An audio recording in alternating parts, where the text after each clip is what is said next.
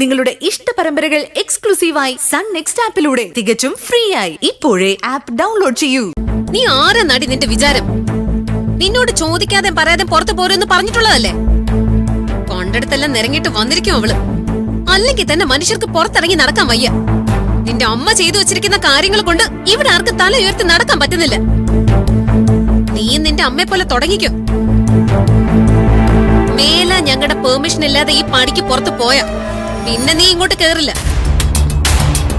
നിന്റെ അമ്മയെ പോലെ നീ ഞങ്ങളുടെ കുടുംബത്തിനെ നാണം കെടുത്താനാണ് ഭാവമെങ്കിൽ ആ പരിപാടി ഈ കുടുംബത്തിൽ നടക്കില്ല. മനസ്സിലായോ നിനക്ക്? ഇതൊരു താക്കീതാ, ഓർമ്മ ഇരിക്കട്ടെ.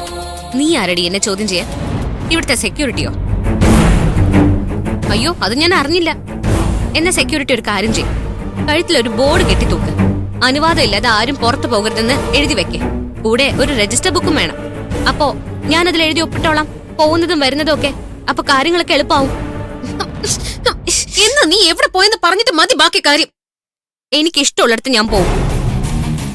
എനിക്ക് എന്റെ ഭർത്താവിനെ മാത്രം ബോധിപ്പിച്ചാ മതി. ഞാൻ എവിടെ പോണം വേണ്ട എന്നൊന്നും തീരുമാനിക്കുന്ന നീയല്ല. നീ ചോദിച്ചില്ലേ എവിടെ പോയതാന്ന്? അത് നിന്നെ ബോധിപ്പിക്കേണ്ട കാര്യമില്ലെങ്കിലും ഞാൻ പറയാം. ഒരു ഔദാര്യമായിട്ട് കണ്ടാ മതി. ഞാൻ എന്റെ അമ്മയെ കാണാൻ പോയതാ. എന്താ, നിനക്ക് ഇഷ്ടപ്പെട്ടില്ലേ? ഇഷ്ടപ്പെട്ടില്ലെങ്കിൽ നീ കൊണ്ട് കേസ് കൊടുക്ക്. ഓഹോ, അപ്പൊ നീ വീട്ടിലും വക്കീല് കളിക്കാണല്ലേ? അതെ, ഞാൻ നിയമം പഠിച്ചത് നിന്നെ പോലുള്ളവരെ നിലക്കി നിർത്താനും കൂടിയാ. എന്നെ നീ നിലക്കി നിർത്താൻ വാ, അപ്പൊ കാണിച്ചു തരാ ഞാൻ. നീ എന്നെ എന്ത് കാണിക്കും? കാണിച്ച നീ വിവരം അറിയും. നീ വായി നോക്കാൻ പോയതാ നിന്റെ അമ്മയുടെ കൂടെ. അതെനിക്ക് മനസ്സിലായടി. ഇത്രയും തരം താണ ഒരു കുടുംബത്തെ ഞാൻ എന്റെ ജീവിതത്തിൽ കണ്ടിട്ടില്ല. നിർത്ത്. സംസ്കാരത്തിന്റെ കാര്യം പറയുന്നു. എന്ത് സംസ്കാരം നിനക്കുള്ളത്? സ്വന്തം സഹോദരന്റെ ജീവിതം തകർക്കാൻ നോക്കുന്ന നീയാണോ സംസ്കാരത്തെക്കുറിച്ച് പറയുന്നത്?